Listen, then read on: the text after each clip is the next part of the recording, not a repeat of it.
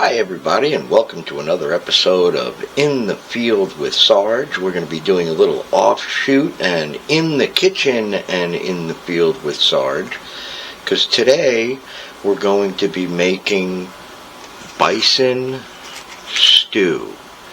Now this here is a bison ribeye, and I have some other leftover bison over there wrapped up in the tin foil, and we're going to go ahead and prep and make our bison stew, which you can do out in the field, but since it is cold outside, we're going to do all our prep inside.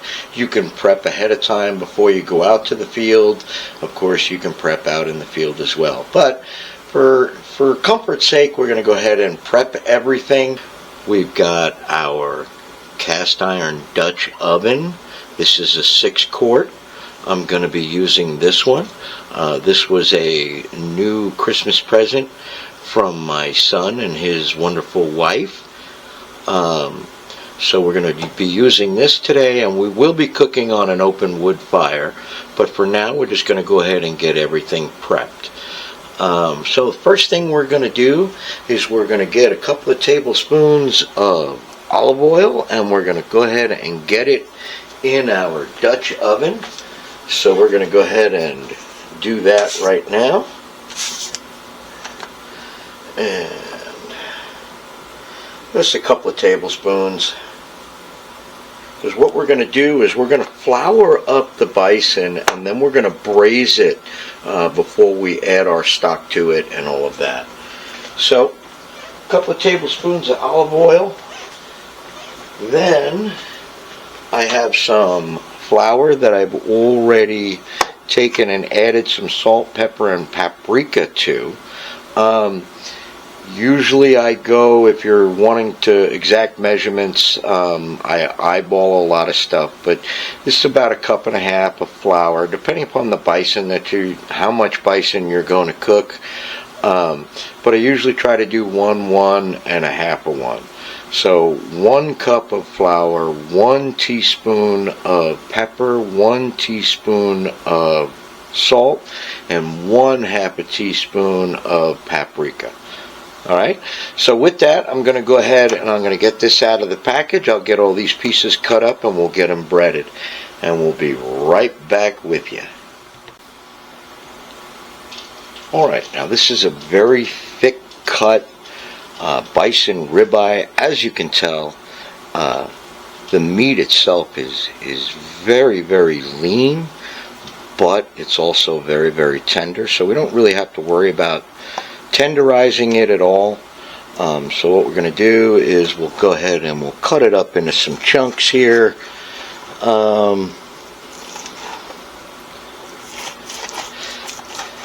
Very easy to cut.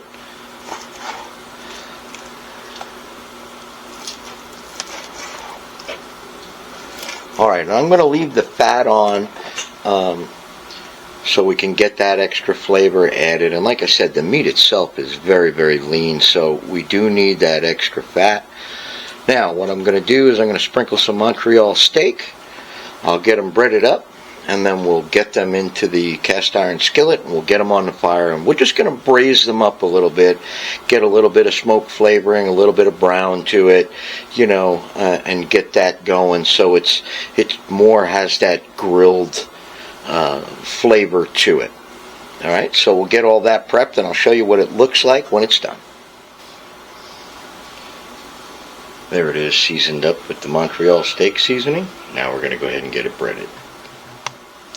Now, of course, the big trick to breading this, and you don't really have to, I do it because the flour helps thicken up the stew as it cooks.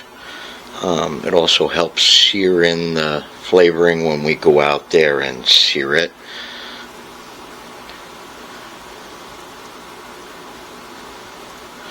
I guess we can go straight into the cast iron skillet with it.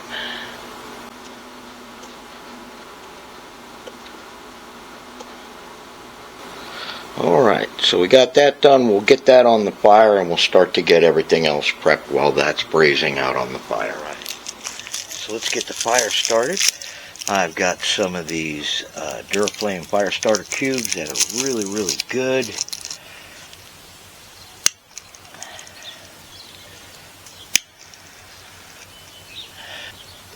Alright, and we'll let that catch. And while that's going, we'll go inside and we'll get everything else prepped and ready to go. And while we're doing that, then we'll get the bison on to braise and we'll start rocking and rolling.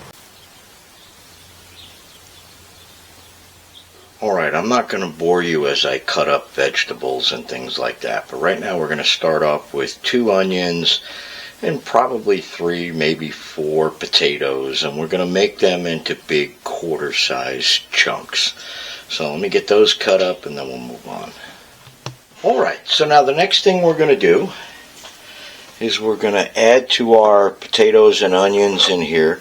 I'm going to take about 1 heaping teaspoon of tomato paste.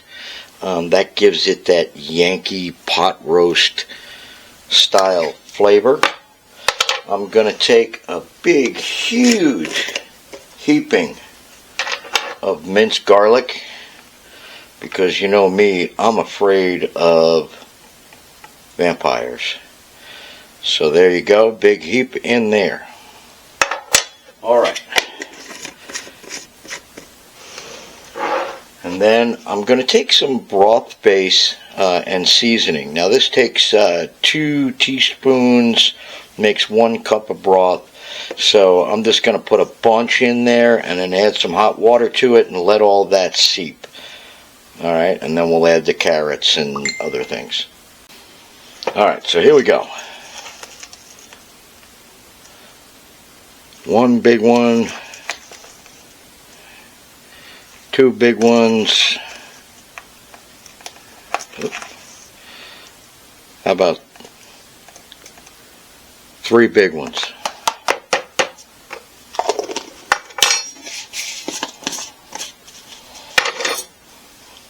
Now I'm going to put some warm water in it and let those seep for a little bit.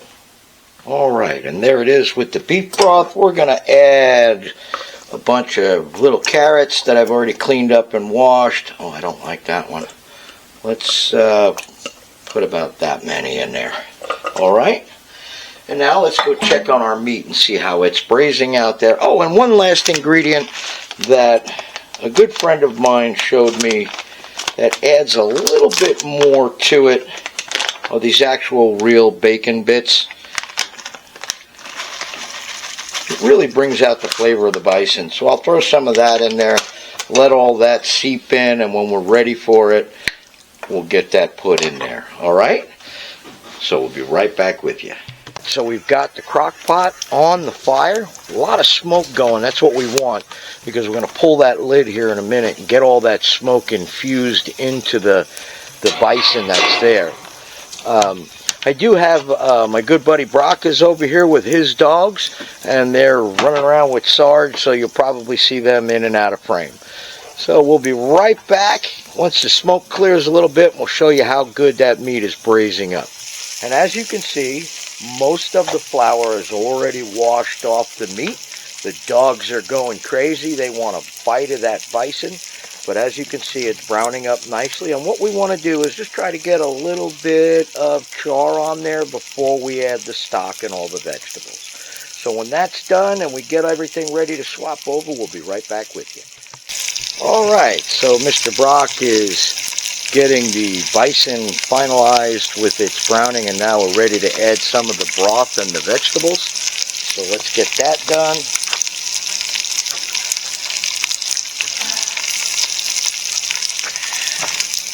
Now I found the trick to this, if you're going to do it in the bowl like I just did, is to kind of just skim the veggies off and then top it off with the fluid, because we're going to have to make some more broth anyway. But for now, that looks pretty good. Now we're going to go ahead and let that slow cook for, I don't know, about 3-4 hours. We'll see, and then we'll see how tender the meat has gotten, and then we'll thicken it up, And then we'll have bison stew. So we'll show you as it's cooking and as the progression goes. We'll be right back.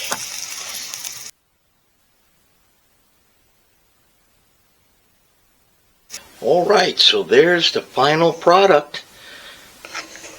Bison stew.